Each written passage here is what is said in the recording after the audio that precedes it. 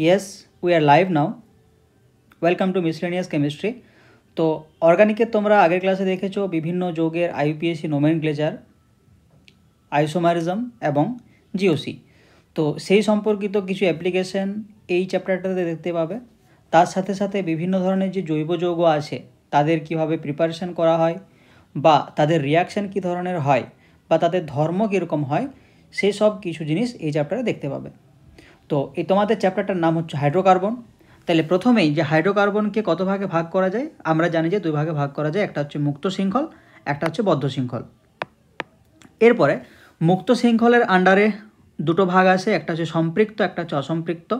সম্পৃক্ত মানে সেটাকে অ্যালকেন বলা হয়। সম্পৃক্ত জৈব যৌগ মানে কি, যেখানে কার্বন কার্বনের মধ্যে শুধুমাত্র সিঙ্গেল বন্ড থাকে সেগুলোকে সম্পৃক্ত বলা হয়। অসম্পৃক্ত মানে কি, যেখানে কার্বন কার্বনের মধ্যে ডাবল বন্ড বা কার্বন কার্বনের মধ্যে ট্রিপল বন্ড বা ডাবল বন্ড ট্রিপল বন্ড যদি একই সাথেও থাকে সে সমস্ত যৌগগুলোকে বলা হয় অসম্পৃক্ত জৈব যৌগ। এই জিনিসগুলো ক্লাস 10-এ তোমরা দেখেছো। আচ্ছা, অ্যালকিন মানে কি, যেখানে কার্বন কার্বনের মধ্যে ডাবল বন্ড থাকে সেটাকে বলা হয় অ্যালকিন। অ্যালকাইন মানে কার্বন কার্বনের মধ্যে ট্রিপল বন্ড থাকলে তাকে বলা হয় অ্যালকাইন। এই জিনিসগুলো জানো। এরপরে বদ্ধ শৃঙ্খলকে দুই ভাগে ভাগ করা যায়, অ্যালিসাইক্লিক, অ্যারোমেটিক। এই জিনিসগুলো তোমরা আইপিএসি নোমেনক্লেচারের ইন্ট্রো ক্লাসে দেখেছো, তো সেটা ডিটেলসে কিছু বলছি না। আচ্ছা, এরপরে প্রথমেই শুরু করব অ্যালকেন। আচ্ছা, অ্যালকেনের ক্ষেত্রে তোমাদের যে বিভিন্ন রকমের আইপিএসি নোমেনক্লেচার অ্যালকেনের কীভাবে করবে সেই রকম জিনিসগুলো তোমরা আইপিএসির ক্লাসে দেখেছো, তো সেটা নিয়ে এখানে ডিটেলসে বলার কিছু নেই। তো জাস্ট বইয়ে যে আইপিএসি নোমেনক্লেচারগুলো আছে দেখলেই হবে, ওগুলো দেখলেই বুঝতে পারবে। আইসোমারিজম এটাও সেম জিনিস, যেহেতু তোমরা আগে করেছো তো এখানে নতুন করে সেটা পড়ার কিছু নেই, হলো। এরপরে প্রিপারেশন, তাহলে অ্যালকেন জাতীয় যৌগগুলোকে তুমি প্রিপারেশন কীভাবে করবে তার অনেকগুলো প্রসেস আছে। তার মধ্যে ফার্স্ট প্রসেস হচ্ছে অ্যালকিন বা অ্যালকাইনের হাইড্রোজেনেশন দ্বারা। আচ্ছা, হাইড্রোজেনেশন মানে কি, হাইড্রোজেনেশন মানে হচ্ছে H2 অ্যাড করা, হলো। H2 অ্যাড করাকে বলা হয় হাইড্রোজেনেশন। হাইড্রোজেনেশন মানে H2 অ্যাড করা। হাইড্রেশন মানে যদি বলে তোমাকে তাহলে জল যোগ করা, ওটার মানে হাইড্রেশন। ডিহাইড্রেশন মানে কি, ওখান থেকে জল বের করানো। ডিহাইড্রোজেনেশন মানে কি, ওখান থেকে হাইড্রোজেন বের করানো। তাহলে এখানে যখন তুমি অ্যালকিন বা অ্যালকাইনের হাইড্রোজেনেশন করবে বা হাইড্রোজেন যোগ করবে তখন তুমি অ্যালকেন পাবে। কীভাবে? আচ্ছা, এখানে রিয়েজেন্ট কি লাগে, তুমি দিতে পারো হাইড্রোজেন, তার সাথে নিকেল, প্লাটিনাম বা প্যালাডিয়ামের মধ্যে কিছু একটা, ওর সাথে 200 থেকে 300 ডিগ্রি সেন্টিগ্রেড টেম্পারেচার। তাহলে হাইড্রোজেন তো মাস্ট লাগবেই, ওর সাথে তুমি দেবে নিকেল, এই প্লাটিনাম বা প্যালাডিয়ামের মধ্যে কিছু একটা, আর 200 থেকে 300 ডিগ্রি সেন্টিগ্রেড টেম্পারেচার। অথবা এই নিকেল, প্লাটিনাম বা প্যালাডিয়াম 200 থেকে 300 এগুলো বাদ দিয়েও তুমি র্যানি নিকেল 25 ডিগ্রি সেন্টিগ্রেডেও রিয়াকশানটা করাতে পারো। তাহলে আমি যদি একটা অ্যালকিন নিই, যে CH2 ডাবল বন্ড CH2, এখানে যদি হাইড্রোজেন অ্যাড করি, আমি এখানে সাপোজ দিচ্ছি নিকেল এর সাথে প্লাটিনাম 200 থেকে 300 ডিগ্রি সেন্টিগ্রেড। আমি প্লাটিনামের জায়গায় প্যালাডিয়ামও দিতে পারতাম। তাহলে এখানে কি হবে, জাস্ট ডবল বন্ডটা উঠবে, মানে একটা ডাবল বন্ড ভেঙে যাবে, তার জায়গায় এখানে একটা হাইড্রোজেন চলে আসবে, এখানে একটা হাইড্রোজেন চলে আসবে। তাহলে কি প্রোডাক্ট পাবে,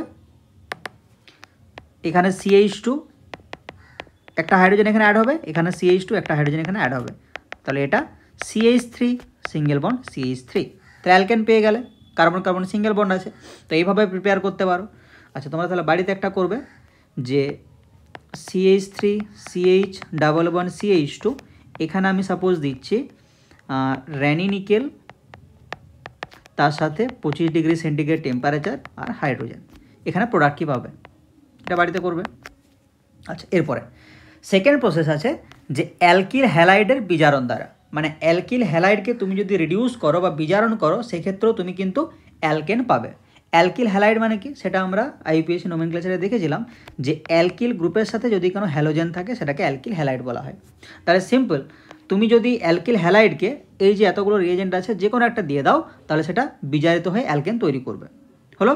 তাহলে অ্যালকিল হ্যালাইডে যতগুলো কার্বন, তোমার অ্যালকেনেও ঠিক ততগুলোই কার্বন থাকবে।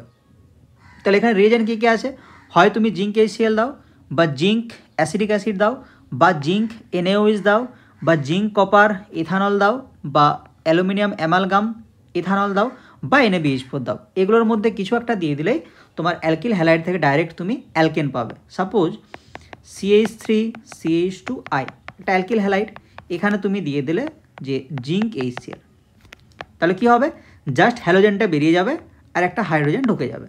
তাহলে কি প্রোডাক্ট পাবে, CH3 অ্যালকেন পেয়ে গেলে। হলো, তাহলে অ্যালকিল হ্যালাইড থেকে তুমি এইভাবে অ্যালকেন তৈরি করতে পারো। আচ্ছা, এরপরে নেক্সট দেখো কি বলছে, যে তুমি যদি 3 ডিগ্রি হ্যালাইড মানে কি, তোমার হ্যালোজেনটা ধরো একটা হ্যালোজেন আছে Cl, এটা এমন কার্বনের সাথে যুক্ত যেটা আবার 3টে কার্বনের সাথে যুক্ত, এই ধরনের হ্যালাইডগুলোকে 3 ডিগ্রি হ্যালাইড বলা হয়। হলো, তাহলে কি বললাম, কার্বনে যদি হ্যালোজেন থাকে সেই কার্বনটা 3টে কার্বনের সাথে যুক্ত থাকলে সেটাকে 3 ডিগ্রি হ্যালাইড বলে। তাহলে 3 ডিগ্রি হ্যালাইডে তুমি যদি বিজারণ করতে চাও LiAlH4 ইউজ করা যায় না। LiAlH4 এটা NaBH4 এর সমতুল্য, কিন্তু তুমি যদি 3 ডিগ্রি হ্যালাইডের বিজারণ করতে চাও তাহলে LiAlH4 ব্যবহার করা যাবে না, তুমি NaBH4 ব্যবহার করতে পারো। আগেই বলেছিলাম যে NaBH4 ব্যবহার করলে অ্যালকিল হ্যালাইডের বিজারণ হয়ে যাবে। তাহলে যখন তুমি NaBH4 ব্যবহার করবে তখন কী হবে, জাস্ট এই হ্যালাইডটা বেরিয়ে যাবে আর একটা হাইড্রোজেন ঢুকে যাবে। তাহলে প্রোডাক্ট কী পাবে, CH3C CH3 এখানে হাইড্রোজেন, যেটা একটা অ্যালকেন, তাই না। এরপরে যখন তুমি LiAlH4 ইউজ করবে, মানে লিথিয়াম অ্যালুমিনিয়াম হাইড্রাইড, সেই ক্ষেত্রে কি হবে, সেই ক্ষেত্রে এই যে যেখানে ডিটেলস একটু করছি দেখো, এই রিঅ্যাকট্যান্টটা একবার লিখছি,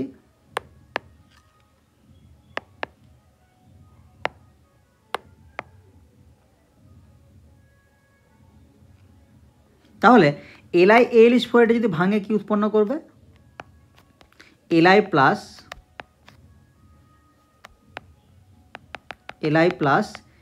AlH4 মাইনাস, AlH4 মাইনাস ভাঙলে কি উৎপন্ন করবে, AlH3 প্লাস H মাইনাস। তাহলে H মাইনাস এমনিতেই দেখতে পাওয়া যায় না, যেহেতু এখানে H মাইনাস তৈরি হয়েছে তার জন্য এটা প্রোটনের খোঁজে থাকবে সবসময়। তাহলে H মাইনাস কী করবে, দেখো এই কার্বনে যেখানে হ্যালোজেনটা যুক্ত আছে সেটাকে বলা হয় আলফা কার্বন, তার পরের কার্বনকে বলা হয় বিটা কার্বন। তাহলে আমরা এলিমিনেশন থেকে কী জেনেছি, যে বিটা পজিশনে যদি হাইড্রোজেন থাকে সেই হাইড্রোজেনটাকে একটা বেস অ্যাবস্ট্রাক্ট করবে বা নিয়ে নেবে। তাহলে নিয়ে নেওয়ার ফলে এই কার্বন হাইড্রোজেনের মধ্যে যে দুটো ইলেকট্রন, এটা কার্বন কার্বনের মাঝে আসবে আর এই Clটা বেরিয়ে যাবে। হলো, তাহলে এটা E2 এলিমিনেশনের মতো কাজটা করলো। তাহলে যদি এরকম হয় তাহলে কি প্রোডাক্ট পাবে, CH3C, এখানে CH3 আর এখানে ডাবল বন্ড CH2। তাহলে কি হলো, বিটা পজিশন থেকে হাইড্রোজেনটা অ্যাবস্ট্রাক্ট করলো কে, H মাইনাস, তাহলে H মাইনাস হয়ে আছে, ও একটা H প্লাস H2 হয়ে যাবে, তার জন্য অ্যাবস্ট্রাক্ট করলো, আর আলফা পজিশন থেকে লিভিং গ্রুপটা বেরিয়ে গেল, আর আলফা আর বিটার মধ্যে একটা ডাবল বন্ড হয়ে গেল, যেটা আমরা এলিমিনেশনে দেখেছি। তাহলে এখানে প্রোডাক্ট আমি কি বললাম, যে CH3C double bond CH2 CH3, এটা আমি প্রোডাক্ট পেলাম। হলো, এরপরে অ্যালকিল হ্যালাইডগুলির ক্রিয়াশীলতার ক্রম। হলো, ধরো তোমাকে 3টে অ্যালকিল হ্যালাইড দেওয়া আছে, যে CH3I CH3Br CH3Cl। তো এই 3টের মধ্যে কোনটা বেশি সক্রিয়, তাহলে সেটা কিসের উপর ডিপেন্ড করবে, দেখো কার্বনের সাথে I আছে, কার্বনের সাথে Br আছে, কার্বনের সাথে Cl আছে, তাহলে কোন বন্ড লেন্থটা বড়, অবভিয়াসলি কার্বনের সাথে I, কারণ I এর সাইজটা বড়। তাহলে I এর সাইজ যদি বড় হয় তাহলে বন্ড লেন্থটা বেশি হবে, বন্ড লেন্থ বেশি হলে বন্ডটা ইজিলি ব্রেক করবে, তাহলে ইজিলি হাইড্রোজেনটা সেখানে অ্যাড হতে পারবে।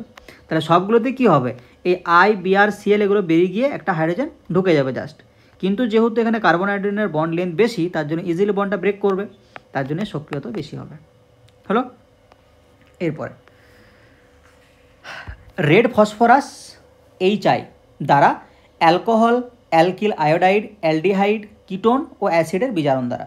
তাহলে তুমি যদি রেড ফসফরাস আর HI মানে হাইড্রোআয়োডিক অ্যাসিড, তাহলে বা হাইড্রোজেন আয়োডাইড, তো এদের যদি বিক্রিয়া করাও কি হবে, সেই ক্ষেত্রে অ্যালকেন উৎপন্ন হবে। তাহলে প্রথমে আমি ধরো নিলাম যে অ্যালকোহল, ধরো CH3CH2OH নিলাম, এখানে যদি এই যে রিয়েজেন্টে মেনশন করা আছে red phosphorus HI 150 degree centigrade বদ্ধ পাত্র, আচ্ছা এখানে বদ্ধ পাত্র কেন নেওয়া হয় সেটা পরে আসছি। তাহলে এখানে যদি এই রিয়েজেন্টে নেওয়া হয় কি করবে, OHটা বের করবে, একটা হাইড্রোজেন পুট করে দেবে, এটা কি উৎপন্ন হবে, CH3 যেটা একটা অ্যালকেন, এটা গেল অ্যালকোহল। আচ্ছা, এখানে সাইড প্রোডাক্ট উৎপন্ন হয় তোমার I2 আর জল। সাইড প্রোডাক্ট অতটা ইম্পর্টেন্ট নয়, কারণ এগুলো ইনঅর্গানিক প্রোডাক্ট, আমার এই প্রোডাক্টটা বেশি ইম্পর্টেন্ট। হলো, সাইড প্রোডাক্টটা কেন লিখলাম একটু পরেই বলছি। আচ্ছা, এরপরে ধরো তুমি নিলে অ্যালকিল আয়োডাইড CH3CH2I, এখানেও দিয়ে দিলে ওই রিয়েজেন্টগুলো কী করবে, আয়োডিন বের করবে, একটা হাইড্রোজেন ঢুকিয়ে দেবে, তাহলে কী উৎপন্ন হবে? CH3। আচ্ছা, এরপর ধরো অ্যালডিহাইড, তাহলে CH3 CH2 C++OH, এটা অ্যালডিহাইড। এখানেও তুমি সেম রিয়েজেন্ট দিলে, তাহলে এখানে কি হবে? এই যে ডাবল বন্ডের অক্সিজেন আছে, এই ডাবল বন্ডের অক্সিজেনটা বেরিয়ে যাবে, তার জায়গায় দুটো হাইড্রোজেন চলে আসবে। তাহলে অক্সিজেন দুটো বন্ড করেছিল, ওই দুটো বন্ড ভাঙার ফলে দুটো হাইড্রোজেন চলে এলো। তাহলে এই কার্বনে একটা হাইড্রোজেন ছিলই অলরেডি, দুটো হাইড্রোজেন নতুন এলো, তাহলে কী হবে? CH3 CH2 CH3। আচ্ছা, এরপরে অ্যাসিড, তাহলে অ্যাসিডের ক্ষেত্রে কী হয়? CH3 CH2 C++OH। তাহলে এখানেও তুমি যদি সেম রিয়েজেন্ট দাও, তাহলে এখানেও ডাবল বন্ডের অক্সিজেনের বন্ডটা ভাঙবে, এর ফলে দুটো হাইড্রোজেন এখানে আসবে। এই OH এর বন্ডটা ভাঙবে, একটা বন্ড ভাঙার জন্য একটা হাইড্রোজেন এখানে আসবে, তাহলে কার্বন তিনটে হাইড্রোজেন পেলো। কি প্রোডাক্ট হবে? CH3 CH2 CH3। তাহলে দেখো সবগুলোতে আমি অ্যালকেনেই পাচ্ছি, হলো। আচ্ছা, এরপরে এই বদ্ধ পাত্রে রাখার কারণ কি? তাহলে রিয়াকশানের ফলে দেখো প্রতিটা রিয়াকশানেই তোমার I2R জল উৎপন্ন হবে, সবগুলোতেই I2R জল হয়েছে। এরপরে বদ্ধ পাত্রে যদি না রাখা হয়, তাহলে আয়োডিনটা কি গ্যাস অবস্থায় বাইরে বেরিয়ে যাবে, তাহলে বদ্ধ পাত্রে রাখলে আয়োডিনটা ভেতরেই থাকবে, হয়েছে। তাহলে আয়োডিনটা যদি ভেতরে থাকে, তাহলে কি হবে? I2+, ভেতরে ছিল তোমার রেড ফসফরাস, তার রেড ফসফরাসের সাথে ওটা বিক্রিয়া করে Pi3 উৎপন্ন করবে, ফসফরাস ট্রাই আয়োডাইড, হলো। এই Pi3 জলের সাথে বিক্রিয়া করবে, কি উৎপন্ন করবে? H3PO3, তার সাথে HI। তাহলে আমাদের দেখো রিয়াকশানে কি কাজে লাগেছিল? HI। তাহলে এই বদ্ধ পাত্রে রাখা হলে আমি পুনরায় আবার HIটা ফিরে পাচ্ছি, তাহলে HI যদি ফিরে পাই, এটা আবার রিয়াকশানে টেক পার্ট করতে পারবে, তার জন্য বদ্ধ পাত্রে রাখা হয়। তাহলে এইভাবে লিখতে পারো যে এই HIটা পুনরায় রিয়াকশানে ব্যবহৃত হবে, হয়েছে। তো ভাষা এইভাবে লিখবে যে বদ্ধ পাত্রে না রাখা হলে, আচ্ছা আমি লিখে দিচ্ছি,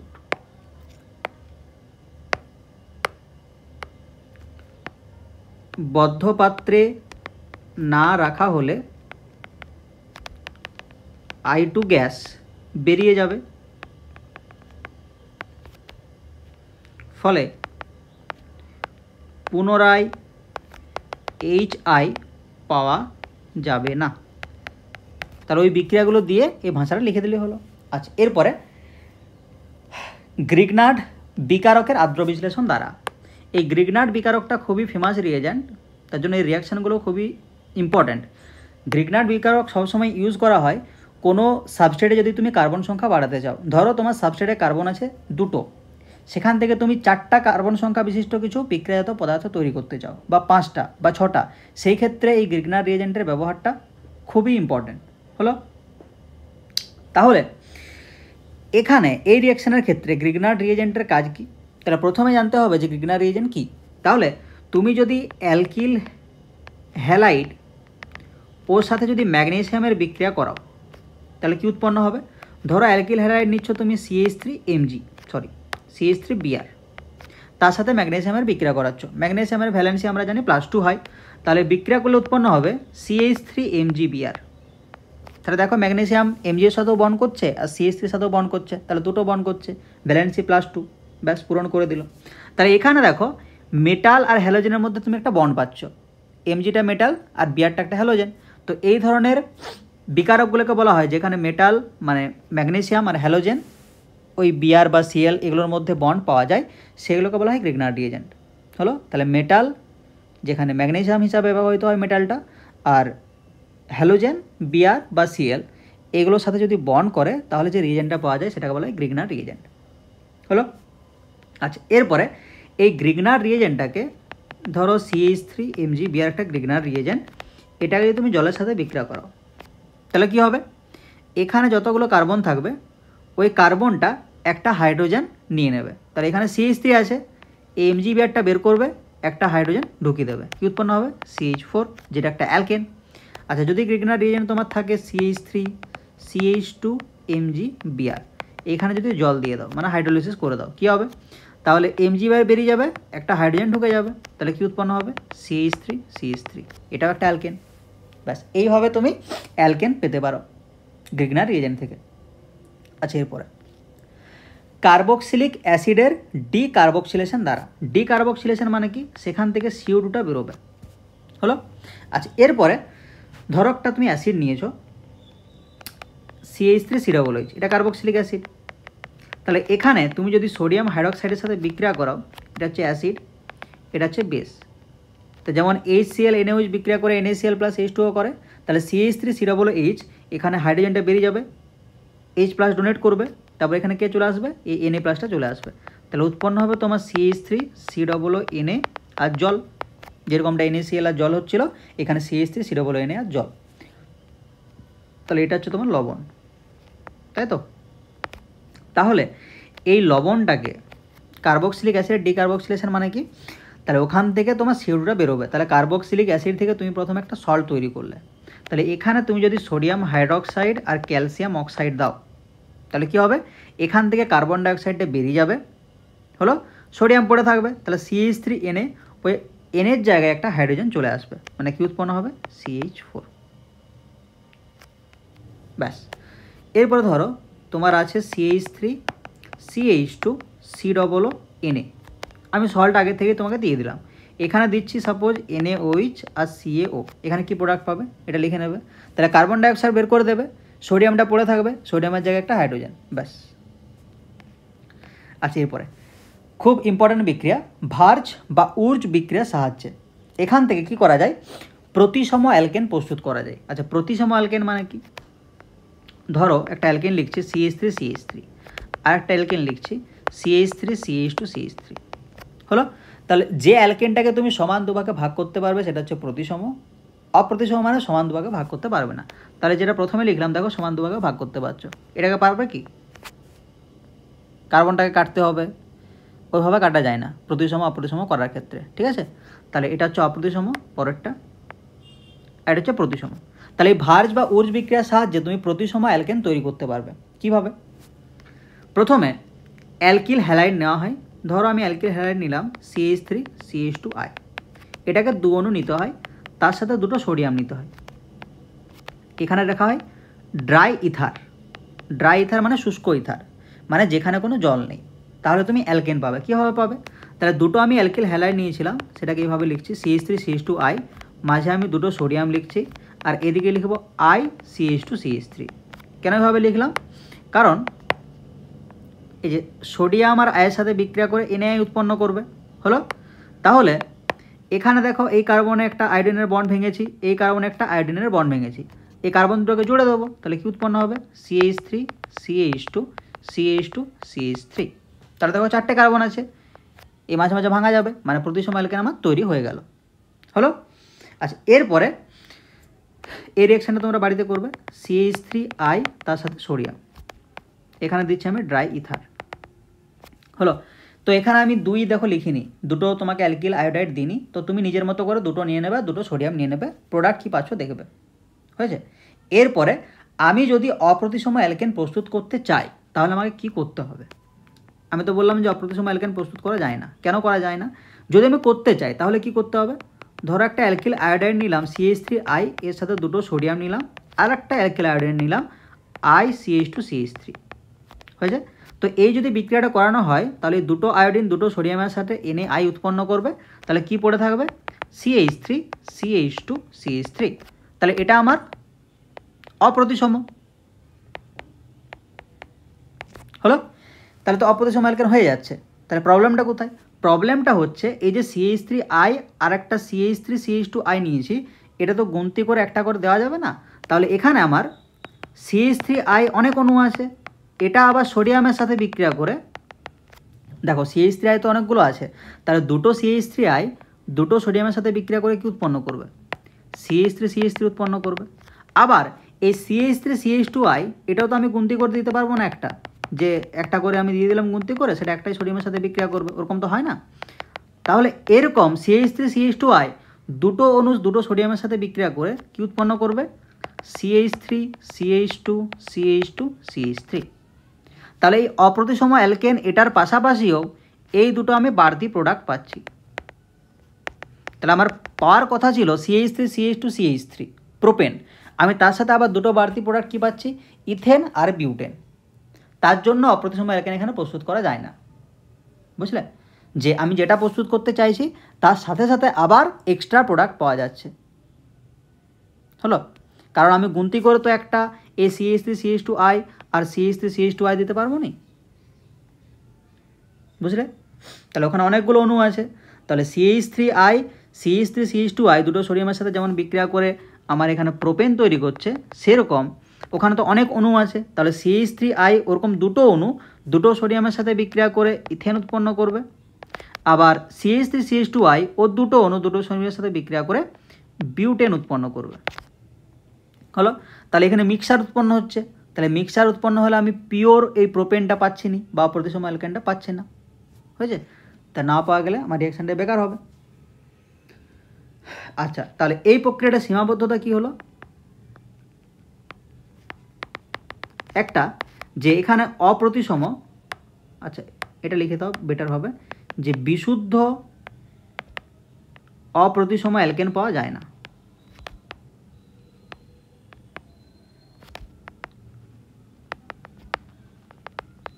বিশুদ্ধ পাওয়া যায় না মানে কি, ওই যে একটা পাচ্ছি তার সাথে আবার অন্য প্রোডাক্ট পেয়ে যাচ্ছি, তাহলে বিশুদ্ধটা পাওয়া গেল কি, পাওয়া যায়নি। তার জন্য বলা যায় যে বিশুদ্ধ অ্যালকেন পাওয়া যায় না, মানে অপ্রতিসম আমি যদি চেষ্টাও করি তৈরি করতে তার সাথে সাথে আবার প্রতিসম অ্যালকেনও তৈরি হয়ে যাচ্ছে, তাহলে বিশুদ্ধ অপ্রতিসম অ্যালকেনটা কিন্তু আমি পাচ্ছি না। 2 নম্বর, মিশ্র অ্যালকেন, ওই যে বললাম যে মিশ্র অ্যালকেন তৈরি হচ্ছে, মিশ্র অ্যালকেন তৈরি হওয়ার জন্য তাদের পৃথক করা কষ্টকর। তাহলে এই যে মিশ্র অ্যালকেনগুলো তৈরি হলো এদের বয়লিং পয়েন্ট অনেক কাছাকাছি হয়, তাহলে ইজিলি এদেরকে পৃথক বা আলাদা করা যায় না।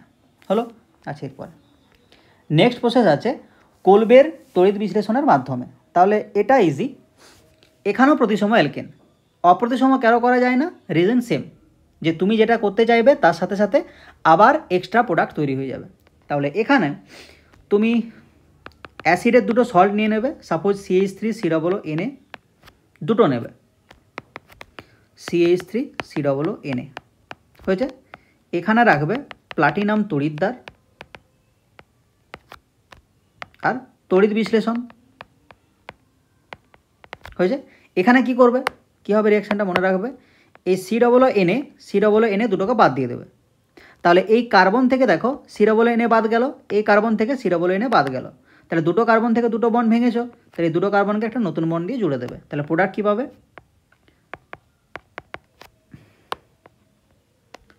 CH3CH3, তো এটাকে ভালোভাবে লিখলে CH3CH3 হলো। আচ্ছা, তোমরা এটা বাড়িতে করবে তাহলে, যে CH3COONA, আচ্ছা CH3CH2COONA, CH3CH2COONA, তাহলে এখানে যদি প্লাটিনাম তড়িৎদ্বার তড়িৎ বিশ্লেষণ করা হয় প্রোডাক্ট কী পাবে। তাহলে যেরকম এটা বলেছি COONA দুটোকে বাদ দেবে, যেখান থেকে বাদ দিয়েছো সেই কার্বন দুটোকে একটা বন্ড দিয়ে জুড়ে দেবে, ব্যাস। আচ্ছা, এরপরে তাহলে এই যে প্রক্রিয়াটা এরও অসুবিধা কি, এর অসুবিধা হচ্ছে যে অপ্রতিসম অ্যালকেন প্রস্তুত করা যায় না, রিজন সেম, অপ্রতিসম অ্যালকেন প্রস্তুত করা যায় না।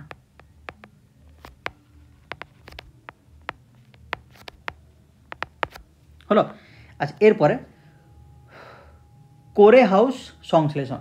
আচ্ছা, কোরে হাউস সংশ্লেষণে কি করা হয়, প্রথমে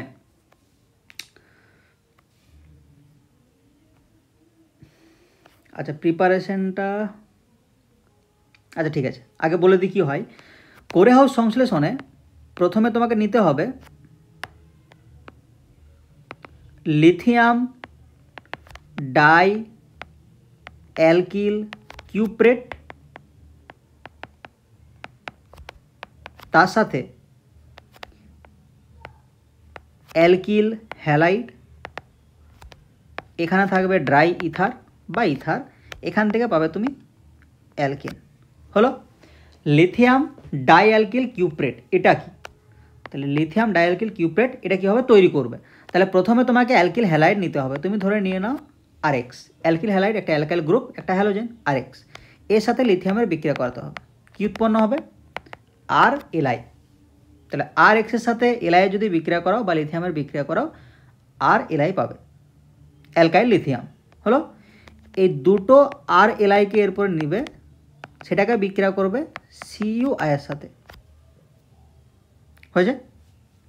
তাহলে আমরা কি জানি কপারটা +1ও থাকতে পারে আবার +2ও থাকতে পারে। তাহলে CuI মানে কি? কপারটা +1-এ আসে। এরপরে এই CuI এর সাথে বিক্রিয়া করালে Cu এটার দুটো আরকে নেবে আর এখানে লিথিয়াম প্লাস হয়ে যাবে, হলো। তাহলে Cu কি করলো? দুটো আরকে নিল আর লিথিয়ামটা প্লাস হয়ে গেল। আচ্ছা এগুলো দরকার নেই, ছাড়ো, হলো। তাহলে এখানে দেখো দুটো অ্যালকাইল গ্রুপ আছে, একটা কপার আছে, একটা লিথিয়াম আছে, এই জন্য এটার নাম হচ্ছে লিথিয়াম ডাইঅ্যালকিল কিউপ্রেট, হয়েছে? এরপরে লিথিয়াম ডাইঅ্যালকিল কিউপ্রেট এখান থেকে তুমি অ্যালকেনটা পাবে কী করে? রিয়াকশানটা খুব সহজ। এই প্রিপারেশানগুলোও তোমাদের নেই যে কীভাবে তুমি লিথিয়াম ডাইঅ্যালকিল কিউপ্রেট প্রিপারেশন করবে বা প্রিপেয়ার করবে, সেটাও জানার দরকার নেই। তাহলে তোমাকে দেওয়া থাকবে সিম্পল R2CuLi, এটা মানে লিথিয়াম ডাইঅ্যালকিল কিউপ্রেট, এর সাথে একটা অ্যালকিল হ্যালাইড দেওয়া থাকবে। সাপোজ ধরে নাও যে R-I, একটা অ্যালকিল হ্যালাইড ইথার দেওয়া আছে। কীভাবে অ্যালকেন তৈরি করবে? এখান থেকে একটা R নেবে, এখান থেকে R- নেবে, দুটোকে জুড়ে দেবে, অ্যালকেন পেয়ে যাবে, হলো। ধরো তোমাকে যদি বলি যে CH3(2)CuLi এর সাথে তুমি বিক্রিয়া করাচ্ছ CH3CH2I ইথারের উপস্থিতিতে, তাহলে কি প্রোডাক্ট পাবে? তাহলে এখান থেকে একটাকে নেবে CH3, এখান থেকে একটাকে নেবে, তাহলে CH2CH3, ব্যাস। তাহলে এই রিয়াকশানটা জানলেই হবে, উপরের প্রিপারেশনটা নাম মনে রাখলেও হবে। তাহলে লিথিয়াম ডাইঅ্যালকিল কিউপ্রেট ওখান থেকে একটা অ্যালকিল গ্রুপ আর অ্যালকিল হ্যালাইড থেকে একটা অ্যালকিল গ্রুপ নিয়ে নিলেই প্রোডাক্ট হয়ে যাবে। আচ্ছা তাহলে তোমরা বাড়িতে একটা করবে, CH3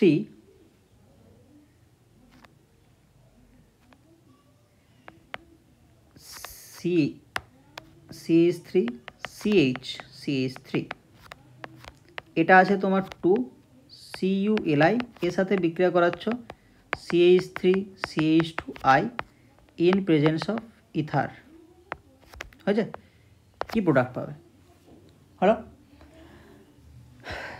আচ্ছা এরপরে এটার সুবিধা কি? এটার সুবিধা হচ্ছে তুমি যেমন খুশি অ্যালকেন তৈরি করতে পারো। তুমি এখানে যেরকম অ্যালকাইল গ্রুপ নেবে, এখানে যেরকম অ্যালকাইল গ্রুপ নেবে, সেরকম অনুযায়ী তুমি অ্যালকেনটা পাবে। তাহলে প্রতিসম অপ্রতিসম যেরকম খুশি অ্যালকেন এখান থেকে পেয়ে যাবে, হলো। তাহলে এটার সুবিধা হচ্ছে যেরকম খুশি, মানে প্রতিসম অপ্রতিসম যেটাই চাও না কেন,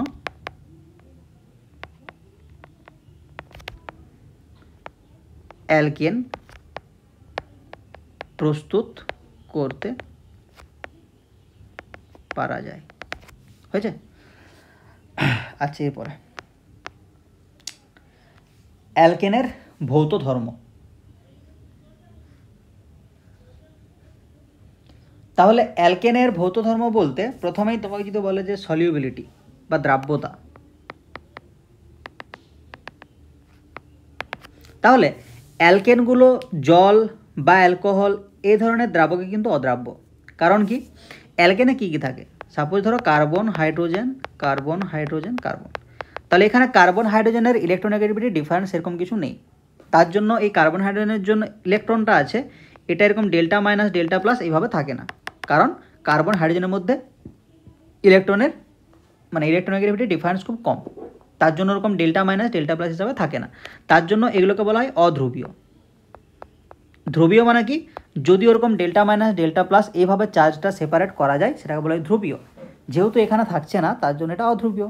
তাহলে এরকম অধ্রুবীয় দ্রাবকে এই সব অধ্রুবীয় অ্যালকেনগুলো দ্রবীভূত হবে। তাহলে অধ্রুবীয় দ্রাবক মানে কি? ধরো CCl4, বেনজিন, ক্লোরোফর্ম, তো এগুলো কেন অধ্রুবীয় সেগুলো তোমরা বন্ডিংয়ে পড়েছো, হয়েছে? তাহলে এই ধরনের পদার্থগুলা মানে অ্যালকেনগুলা CCl4 বেঞ্জিন এই ধরনের অধ্রুবীয় দ্রাবকে দ্রবীভূত হবে। কারণ কি, আমাদের অ্যালকেনগুলো অধ্রুবীয়, তাহলে অধ্রুবীয় পদার্থ অধ্রুবীয় দ্রাবকে দ্রবীভূত হয়, তার জন্য CCl4 বেঞ্জিন এগুলোতে দ্রবীভূত হবে।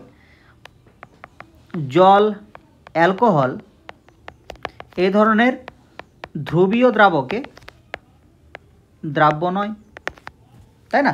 তাহলে অধ্রুবীয়টা কী করে ধ্রুবীয় দ্রাব্য হবে, তার জন্য দ্রাব্য নয়। আচ্ছা, এরপরে বয়লিং পয়েন্ট বা স্ফুটনাঙ্ক। তাহলে তোমার অ্যালকেনের মোলার মাস যত বেশি হবে, অ্যালকেনের মোলার মাস যত বেশি হবে বয়লিং পয়েন্ট তত বেশি হবে। কারণ যদি মাস বাড়ে তাহলে মলিকুলের সাইজ বাড়বে, তাহলে সাইজ বাড়লে সেই মলিকুলটাকে এক্সাইট করতে বা উত্তেজিত করতে তত বেশি এনার্জি লাগবে, ওই এনার্জি যত বেশি লাগবে তার জন্য কি বেশি তাপ লাগবে, তাহলে তার বয়লিং পয়েন্টও বেশি হবে। হয়েছে?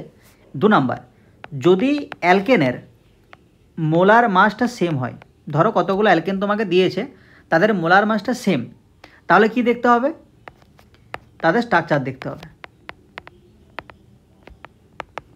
হয়েছে? ধরো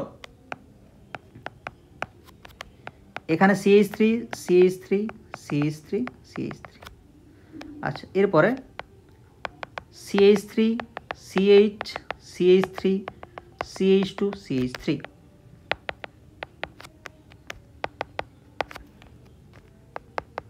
CH3 CH2 CH2 CH2 CH3, তাহলে এগুলো তো দেখো 5টা কার্বন আছে আর 12টা হাইড্রোজেন আছে সবগুলোতেই, তাহলে মোলার মাস তো সেম। তাহলে কী দেখবো, স্ট্রাকচার দেখব। তাহলে প্রথমে স্ট্রাকচারটাই দেখো, এটা কিসের মতো দেখতে, জাস্ট একটা ফুটবলের মতো স্ফেরিক্যাল শেপ। এখানের যে কন্ট্যাক্ট এরিয়া সেটা কম, 4টে কার্বন আছে, এখানের যে কন্ট্যাক্ট এরিয়া সেটা আরও বেশি। তাহলে যেটা ফুটবলের মতো স্ট্রাকচার সেটা দেখো ভূমিতে বা নিচে কম জায়গা জুড়ে স্পর্শ করে থাকবে, যেখানে 4টা কার্বন আছে চেনটাতে সেটাও একটু তার চেয়ে বেশি জায়গা জুড়ে স্পর্শ করে থাকবে, যেখানে 5টা কার্বন আছে সেটা নিচে বেশি জায়গা জুড়ে স্পর্শ করে থাকবে, মানে কন্ট্যাক্ট এরিয়াটা বেশি হবে। তো এটা তুমি একটা লাঠির সাথে কল্পনা করতে পারো, যেটা একটা লাঠির মতো, আর এই প্রথমে স্ট্রাকচারটা একটা ফুটবলের মতো, আর মাঝের স্ট্রাকচারটা তাদের মধ্যবর্তী কোনো একটা পাওয়া যায়। তাহলে একটা লাঠি নিশ্চয়ই মাটিতে যখন রাখি এটা বেশি জায়গা জুড়ে দখল করে থাকে, আর একটা ফুটবল নিশ্চয়ই বেশি জায়গা দখল করে রাখে না। তাহলে যে ক্ষেত্রে সারফেস এরিয়াটা বেশি হবে, মানে যতটা জায়গা জুড়ে থাকছে সেই ক্ষেত্রে তার বয়লিং পয়েন্টও বেশি হবে, কারণ সারফেস এরিয়া যত বেশি হবে সেটাকে এক্সাইট করতে তত বেশি এনার্জি লাগবে। তার জন্য 3টের মধ্যে এই লাস্টের মলিকুলটার বয়লিং পয়েন্ট বেশি। তার জন্যই বললাম যে মলিকুলার ফর্মুলা বা মোলার মাস যদি সেম হয় সেই ক্ষেত্রে তোমাকে দেখতে হবে যে কার সারফেস এরিয়া বেশি, মানে স্ট্রাকচারটা দেখতে হবে বেসিক্যালি, তাই না? তা যেহেতু ফুটবল মতো স্ট্রাকচারটা ভূমিতে বেশি স্পর্শ করে থাকবে না, তার জন্য সেটাকে ইজিলি তুমি এক্সাইট করতে পারবে, তার জন্য ইজিলি সেটাকে বয়েল করা যাবে।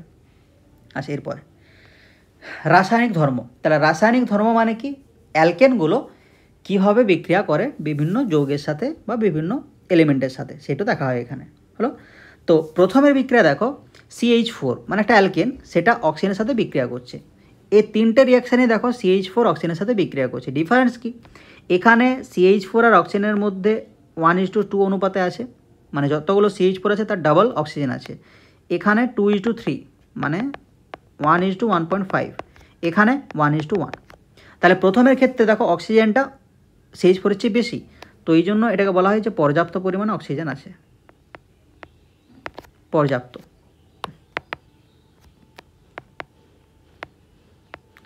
আচ্ছা, এই দুটো কেসে নিচের এগুলো হচ্ছে অপর্যাপ্ত, লাস্টের দুটো হচ্ছে অপর্যাপ্ত, কিন্তু শেষেরটা একদমই অপর্যাপ্ত। এই ডিফারেন্সের জন্য কি হয়, যখন পর্যাপ্ত পরিমাণে তুমি অক্সিজেন দেবে সেই ক্ষেত্রে হাইড্রোকার্বনের জারণে কার্বন ডাইঅক্সাইডের জল উৎপন্ন হয়, এটা আমরা জানি। হয়েছে? এরপরে যখন তুমি অপর্যাপ্ত দেবে তখন দেখো কি হবে কেসটা। তাহলে যখন পর্যাপ্ত দিয়েছো, একটা কার্বন দুটো অক্সিজেন পেয়েছে, অপর্যাপ্ত দিলে এখানে 1:1.5, মানে একটা CH4 এর জন্য 1.5 O2কে তুমি দিয়েছো, আর একদম লাস্টেরটাতে একটা CH4 এর জন্য একটা O2কে দিয়েছো। তাহলে সেকেন্ডের ক্ষেত্রে এখানে একটা কার্বন পাবে একটা অক্সিজেনকে, জল এখানে উৎপন্ন হবে যেহেতু অপর্যাপ্ত আছে। লাস্টেরটাই একদমই অপর্যাপ্ত, তার জন্য শুধুমাত্র কার্বন উৎপন্ন হবে, তার সাথে জল। তাহলে এই যে শুধুমাত্র কার্বন উৎপন্ন হলো এটাকে বলা হয় কার্বন ব্ল্যাক। হয়েছে? বুঝতে পারলে নিশ্চয়ই। তাহলে যেখানে 1:2 আছে তাহলে ওখানে পর্যাপ্ত পরিমাণে অক্সিজেন আছে, তার জন্য একটা কার্বন দুটো অক্সিজেন পেলো, CO2 হলো। যেখানে 1:1.5 সেখানে অতটাও বেশি অক্সিজেন নেই, তার জন্য একটা কার্বন একটা অক্সিজেন পেলো। যেখানে 1:1 আছে সেখানেও অক্সিজেনটা অপর্যাপ্ত, কিন্তু খুবই অপর্যাপ্ত, তার জন্য সেখানে শুধুমাত্র কার্বন পাওয়া গেল, যেটাকে কার্বন ব্ল্যাক বলা হচ্ছে। তো এটা হচ্ছে অ্যালকেনের দহন বা অক্সিজেনের উপস্থিতিতে পোড়ানো আর কি। এরপরে আচ্ছা, প্রথমে বলে রাখি এই রিয়াকশানগুলো কিন্তু এক্সাম পার্সপেক্টিভ থেকে খুব একটা বেশি ইম্পর্টেন্ট নয়। এই অ্যালকেনের দহন, তারপরে তোমার এই যে নিচে দুটো রিয়াকশান, এই প্রতিস্থাপন বিক্রিয়ার আগে পর্যন্ত যেগুলো করাবো সেগুলো এক্সামে খুব একটা জিজ্ঞেস করে না, বাট কী হবে মনে রাখবে সেই জন্য আমি বলে দিচ্ছি। আচ্ছা, এরপরে যখন তুমি CH4 এর সাথে অক্সিজেনের বিক্রিয়া করাবে, এটা দুরকম বিক্রিয়া হয় এখানে। একটা হচ্ছে CH4 এর সাথে অক্সিজেন কপার ক্যাটালিস্টের প্রেজেন্সে 250 ডিগ্রি সেন্টিগ্রেড 100 atm প্রেসার, এক্ষেত্রে পাওয়া যায় মিথানল, মানে CH3OH। আর নেক্সট দুটো রিয়াকশান দেখো, যখন CH4 এর সাথে অক্সিজেনের বিক্রিয়া করাচ্ছ, এখানে ছিল 2:1, এখানে হচ্ছে 1:1 হয়েছে। তাহলে CH4 এর সাথে অক্সিজেনের বিক্রিয়া করালে MO2O3 ক্যাটালিস্টের উপস্থিতিতে চাপ আর 450 ডিগ্রি সেন্টিগ্রেড উষ্ণতায়, বা CH4 এর সাথে দুটো ওজনে যদি বিক্রিয়া করো একই প্রোডাক্ট পাওয়া যায়। কি পাওয়া যায়? Formaldehyde, HCHO। তাহলে এটা হচ্ছে মিথানল আর এটা ফর্মালডিহাইড বা মিথানেল, ফর্মালডিহাইডও বলতে পারো বা IUPAC নাম মিথানেল, এটাও বলতে পারো। হলো? তো এক্সামের দিক থেকে খুব একটা বেশি ইম্পর্টেন্ট নয়, বাট এভাবে মনে রাখতে পারো আর কি। আচ্ছা, এরপরে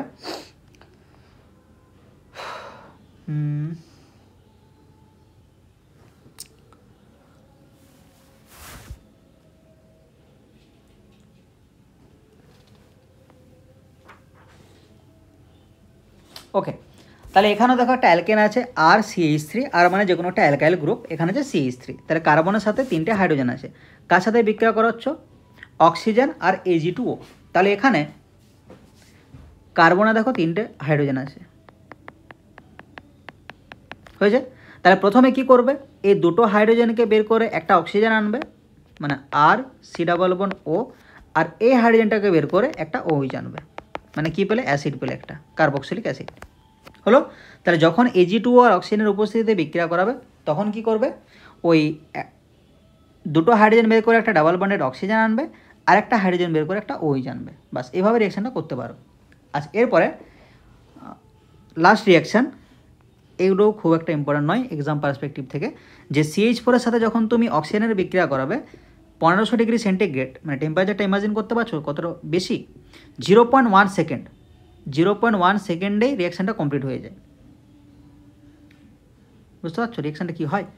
তাহলে এখানে রিয়াকশানটা কী ধরনের হয় দেখো, পরপর তুমি দুটোকে মিথেন করে দেবে, তাহলে দুটো মিথেন করবে পরপর। কেন এইভাবে করছি এখানে বুঝতে পারবে, হয়েছে। এরপরে এই মাঝের যে হাইড্রোজেনগুলোকে সবগুলোকে বের করে দেবে, মানে 6টা হাইড্রোজেন 3টে H2 করবে আর কি। তাহলে 6টা হাইড্রোজেন মিলে 3টে H2।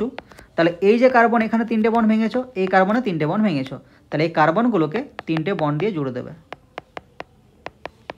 ব্যাস। তাহলে কী পেলে? এটার নাম অ্যাসিটিলিন বা IUPAC নাম ইথাইন। হলো? তাহলে এই রিয়াকশানটা এইভাবে করবে। আচ্ছা, এরপর